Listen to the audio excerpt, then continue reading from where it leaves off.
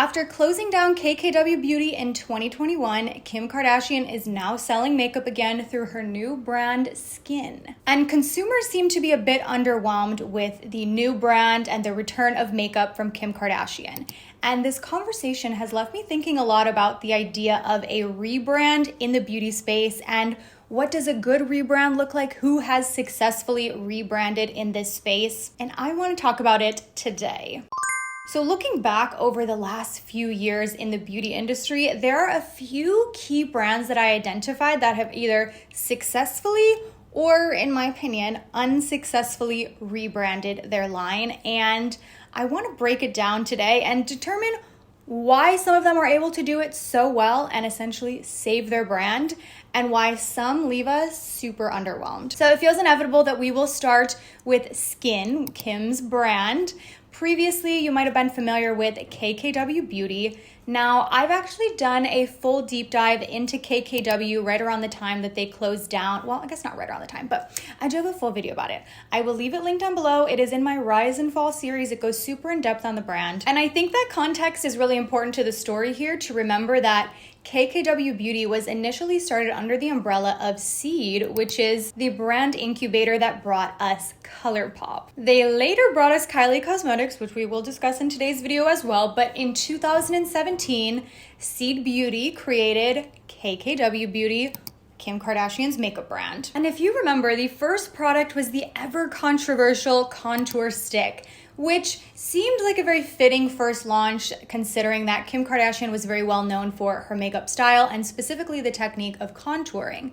But the product was pretty poorly received by consumers because A, it didn't have much product in it. B, it wasn't the easiest to use based on the reviews that I watched. And it was pretty overpriced. And while their first launch was relatively negatively received, we did start seeing better launches from the brand after this. And the one that seemed to be the crowd favorite, the lip liners. And that's relevant here because that's what they launched with later, but we'll get there. But flash forward to the year 2020, KKW and KELLYG were both purchased by Coty. Coty is a very large parent company in the beauty space. They also own brands like CoverGirl.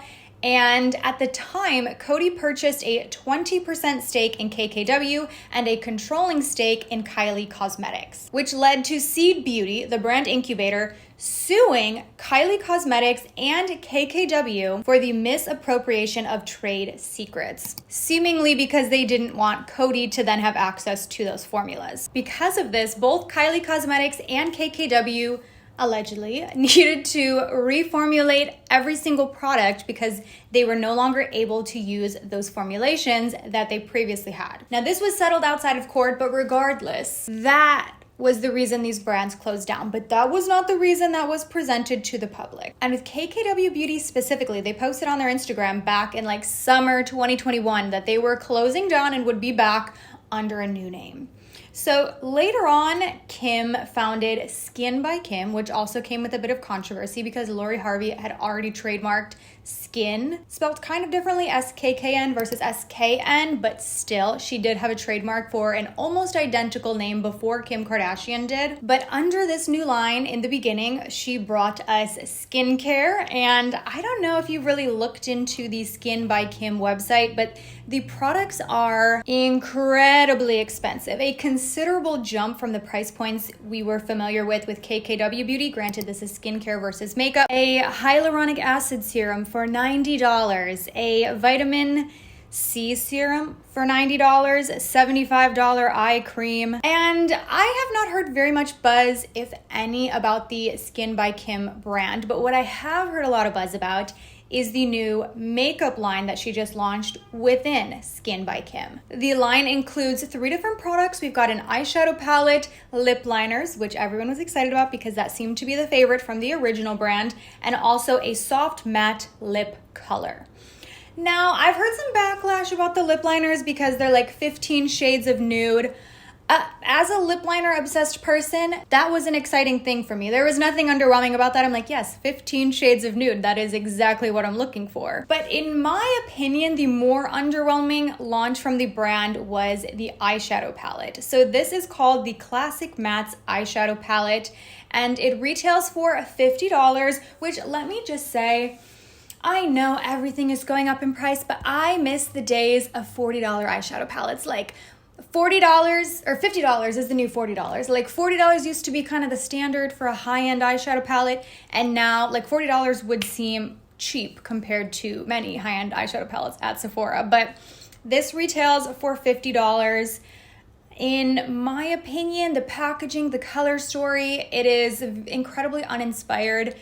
It feels aligned to Kim Kardashian and her brand and her signature makeup look, and I understand why this made sense as a first launch, but as a consumer, I can't say this brings anything new or innovative to the market, especially considering it is almost identical shade for shade to the matte eyeshadow palette from Makeup by Mario, who is Kim's makeup artist. Also really similar to the Patrick Ta one, I have seen Morgan Turner do a few like swatch comparisons between the two palettes, and they're like pretty much spot on. It's like if you have one, you probably don't need the other. But I think my disappointment from the Skin by Kim brand comes from the idea that there was a lot of potential there. Kim Kardashian has every resource at her disposal to create an innovative brand, something exciting, something to shake things up, but nothing about this feels like it's adding anything new to the market. Feels like maybe a bit of a cash grab, which I understand, but in the beauty space, I found it such an underwhelming launch. And that leads me to brand number 2 under the worst category. Unfortunately, I have to say her sister's rebrand that happened right around the same time with KELLYG Cosmetics. So the entire story that I shared from KKW Beauty, it's all carryover to KELLYG Cosmetics, okay? They had to reformulate for the exact same reasons, but with the KELLYG Cosmetics rebrand, I mean with both of them really, they didn't present this information publicly like, hey, we're being sued, so we have to rebrand, which I get. I understand why they didn't do that. But instead, they sold us this narrative that they were reformulating and starting from scratch to make vegan formulations, make them clean. All wonderful things. Happy to see those changes in formula. But when the brand was relaunched, the products, the packaging, the everything was like identical to brand number 1. They were now in a different shade of pink. Like that's about the extent of the rebrand there. So I remember people being really underwhelmed. Like why are we calling this a rebrand? Well, it's because they didn't really allegedly want to rebrand. They kind of had to. Now don't worry, this video was not all negative. There are a few brands that I think have done this very successfully. And the first one that I want to mention was maybe not a true rebrand, but I still think their story is incredibly relevant to this conversation, and that is Kosas. So if you recall, Kosas was started in 2015, and their original line was like night and day from the Kosas we know in 2024. The original identity of the brand looked very different. It was sleek, it was minimal, there was no color, which now I think of Kosas, I think of color. In the beginning, it was not. And the earliest offerings from the brand, you know, we had the little like split pan blushes, the foundation oil, that one was super viral.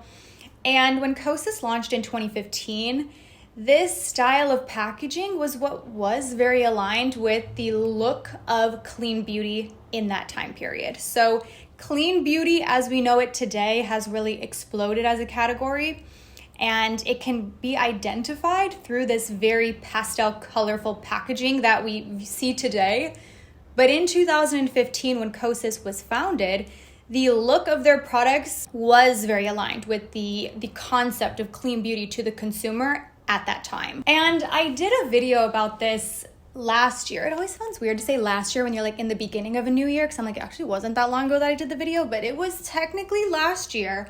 I can leave it linked down below, but I talked a lot about the new look of beauty and the colors that we're seeing and like what they say. And the brand in my eyes that kicked this off was Kosas. I know a lot of people associate the very colorful packaging with Glossier, like the new look of beauty. A lot of people identify the first brand as Glossier.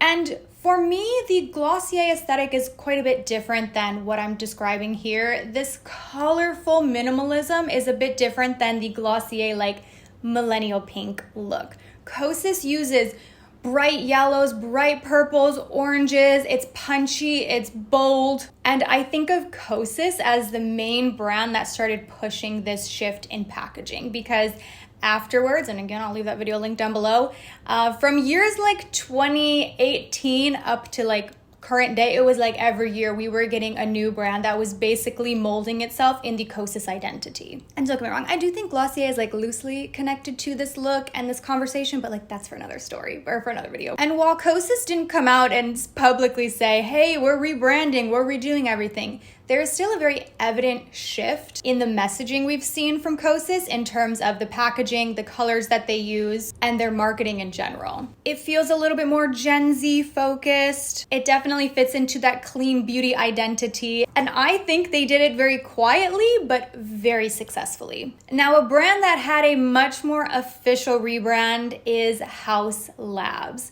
Haus Labs is Lady Gaga's makeup brand, but let me start off by saying that is one of the celebrity-founded brands that, in my opinion, stands alone. I don't know if everyone makes that connection that it is Lady Gaga's brand.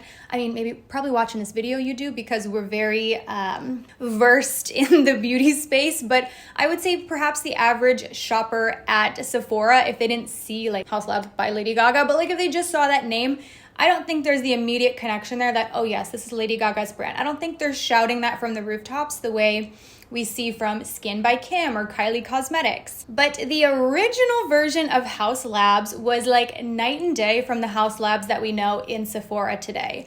They were originally founded in 2019 as an Amazon exclusive makeup brand, which was a puzzling choice, and I remember consumers were not happy about that. It felt like the weirdest collaboration between the two, and the products offered in that original launch felt very disconnected from the Lady Gaga that we know, especially thinking of like my age group, you know, growing up with Lady Gaga. She was doing such bold things. The meat dress, we all talk about the meat dress, but like I just think of her as having a very signature look, having a very bold sense of style, and then the makeup products launched felt so distant from the Lady Gaga I grew up with. And again, that Amazon partnership felt a bit strange, and as an aside, it's very fascinating to watch Amazon beauty not really take off the way I thought that it might have. Amazon has successfully captured a lot of different markets, but I don't know that they've done it as well with beauty. And don't get me wrong, a lot of people do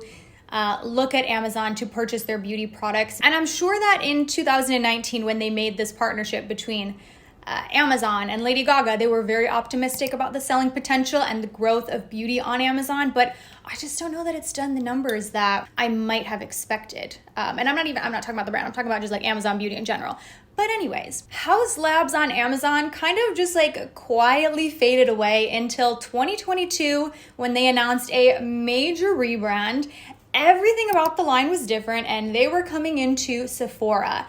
And they did something right with this rebrand. This is an incredibly buzzed about brand. I like the foundation. I think that's the only thing I've tried from Haus Labs. Yes, I've tried the foundation, and I just have a little sample that I got at Sephora.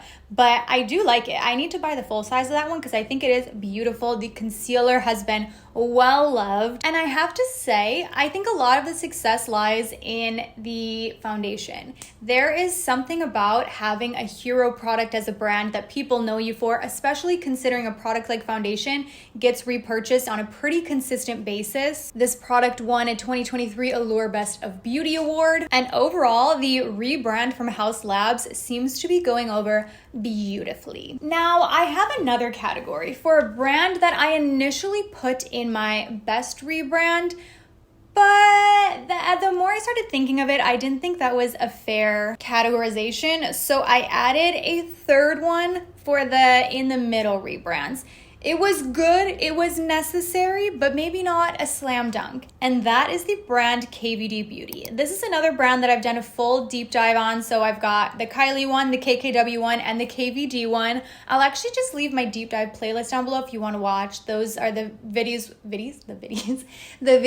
where I go in depth and tell the brand story about brand. How many times have I said brand / rebrand in this video alone? But with KVD, as you probably know, that originally stood for Kat Von D. This was her brand, and as you probably also know, she is a incredibly controversial figure, so much so to the point that the brand was really struggling. And in the year 2020, Kat then sold off her shares of the brand. And what was publicly said was that she was taking a step back, but I think this was really just like the necessary move. They had to get rid of Kat. But then at that point, they're still left in a tough position because this brand is named after her. And something, maybe a coincidence, maybe not, but all the brands that I think have unsuccessfully rebranded, actually every brand is a celebrity brand except for Kosas in this video, but the ones that have unsuccessfully rebranded are all the ones that are named after the celebrity. The celebrity is in the name. Is that a coincidence? I'm gonna say yes and no. But with Kat Von D, they had their work cut out for them. And in 2021, they wiped their full Instagram clean to undergo their rebrand.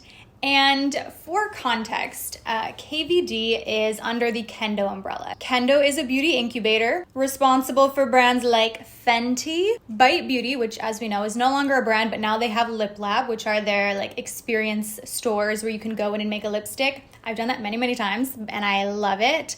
Also Ulla Henriksen, Fenty Skin. But what's also relevant to know about Kendo is that Kendo is owned by LVMH, which is a giant conglomerate, and LVMH also owns Sephora. And this comes into play in a moment here. But Kendo changed the name from Kat Von D to just KVD, which makes sense. They've got a lot of packaging that has the initials KVD on it, so they kind of have to find a way to make this work.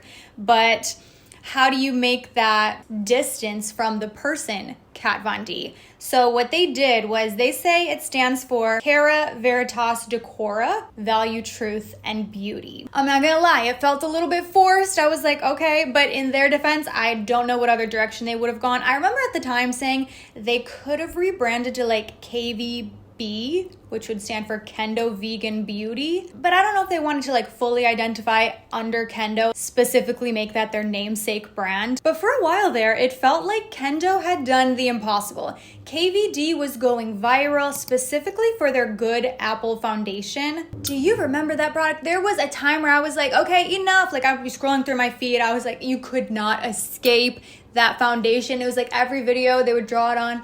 Everyone was looking for a dupe for it. The coverage was supposed to be really high. People also seemed to like the concealer and a lot of other products that the brand launched after that. But I still have to categorize this one a little bit more in the middle because after that, it's like they just had their one little return and then back down. And again, I'm sure it was tough to rebrand this, but KVD is like so similar. The identity of the brand still looks very similar to what existed prior to the rebrand. Now they call themselves like Tattoo Inspired Beauty, which again is still very connected to Kat Von D, the person. But what was really fascinating was that they entered Ulta Beauty. And the reason this was so surprising was because, again, they are under the LVMH umbrella and so is Sephora. So it made sense previously that KVD had that exclusive partnership with Sephora. But then we watched them come into Ulta Beauty and then do quite well in Ulta Beauty. We've also watched Fenty, which again, under LVMH, then make its way into Ulta Beauty. I still want to see more from KVD. I think there is a better direction they could take the brand, but it's undeniable that that rebrand was definitely needed from that brand. But let me know your thoughts on these rebrands, and are there any other brands that you feel had successful or unsuccessful rebrands? Let me know down below. Thank you so much for watching, and I will see you in my next one. Bye.